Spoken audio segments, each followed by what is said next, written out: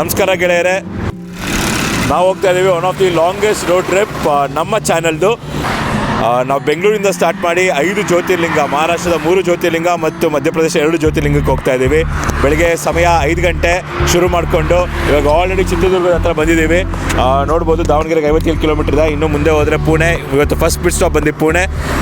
ಬನ್ನಿ, ನಂತರ ಭೀಮಾಶಂಕರ, ಅದಾದಮೇಲೆ ತ್ರಿಯಂಬಕ, ಹೀಗೆ 5 ದಿನಗಳ ಕಾಲ ರೋಡ್ ಟ್ರಿಪ್ ಮುಂದುವರಿಯುತ್ತೆ. ಬನ್ನಿ, ಹೋಗ್ತಾ ಇರೋಣ. ಹೋಗ್ತಾ ಹಂಗೆ ಮಾತಾಡ್ತಾ ಹೋಗೋಣ.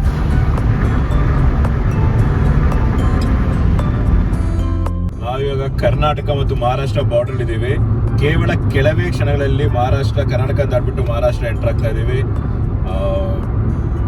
ಇದು ಕೊಲ್ಲಾಪುರದ ರೋಡು. ಇವಾಗ ಇನ್ನೇನು ದಾಟಿದ್ವಿ. This is the point. Karnataka ದಾಟಿದ್ದೀವಿ. ಈ ನದಿ ದಾಟ್ತಿರಂಗೇನೆ ಮಹಾರಾಷ್ಟ್ರ ಎಂಟರ್ ಆದ್ವಿ. ಇಲ್ಲಿಂದ ನಮ್ಮ ಪಯಣ ಮುಂದುವರಿಯುತ್ತೆ.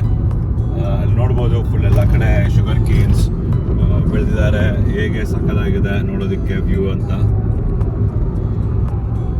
The journey continues.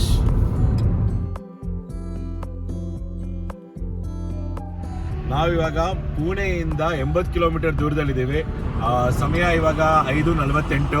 ಬೆಳಿಗ್ಗೆ 6:00 ಶುರು ಮಾಡಿ ಬೆಂಗಳೂರಿಂದ ನೇರವಾಗಿ ಪುಣೆ ಹತ್ರಕ್ಕೆ ಬಂದಿದ್ದೀವಿ. ಇನ್ನು 80 ಕಿಲೋಮೀಟರ್ ಪುಣೆ ರೀಚ್ ಆಗ್ತೀವಿ. ಫಸ್ಟ್ಗೆ ಪುಣೆನಲ್ಲಿ ನಾವು ದಗಡು ಸೇಟ್ ವಿನಾಯಕ ದೇವಸ್ಥಾನ, ಅದು ಅಲ್ಲಿಗೆ ಹೋಗ್ತಾ ಇದ್ದೀವಿ. ಅಲ್ಲಿ ವಿನಾಯಕನ ದರ್ಶನ ಪಡ್ಕೊಂಡು ಮುಂದಿನ ಕಾರ್ಯ ಎಲ್ಲ ನಿರ್ವಿಘ್ನವಾಗಿ ಹೋಗ್ಲಿ ಅಂತ. ಅದು 10:00ವರೆಗೂ ತೆಗೆದಿರುತ್ತೆ. ನೀವು ಅಕಸ್ಮಾತ್ ಪುಣೆಗೆ ಲೇಟಾಗಿ ಬಂದ್ರೂ ನೀವು ಅಲ್ಲಿಗೆ ಹೋಗ್ಬೋದು.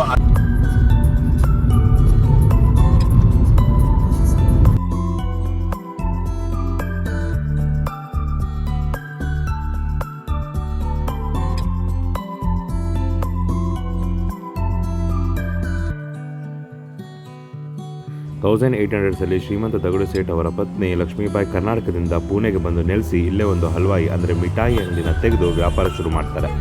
ಭಾರತದಲ್ಲಿ ಹರಡಿದ್ದ ಪ್ಲೇಗ್ ಮಾರಿಗೆ ದಗಡು ಸೇಠ್ ಅವರ ಮಗ ಬಲಿಯಾಗ್ತಾನೆ. ಈ ಸಮಯದಲ್ಲಿ ಒಬ್ಬ ಸಾಧುವಿನ ಮಾತಿನಂತೆ ದಗಡು ಸೇಠ್ ಗಣಪತಿನ ಸ್ಥಾಪನೆ ಮಾಡ್ತಾರೆ.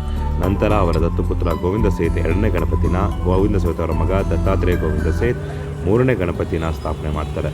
ಅದೇ ಮೂರ್ತಿನ ಇವತ್ತು ಕೂಡ ಜನ ಇಲ್ಲಿ ಪೂಜೆ ಮಾಡ್ತಾ ಇದ್ದಾರೆ, ಆರಾಧಿಸ್ತಾ ಬಂದಿದ್ದಾರೆ. ಇಲ್ಲಿ ಗಣಪತಿ ಹತ್ರ ಏನೇ ಕೇಳೋದು ನಡೆಯುತ್ತೆ ಅನ್ನೋ ನಂಬಿಕೆ ಇದೆ.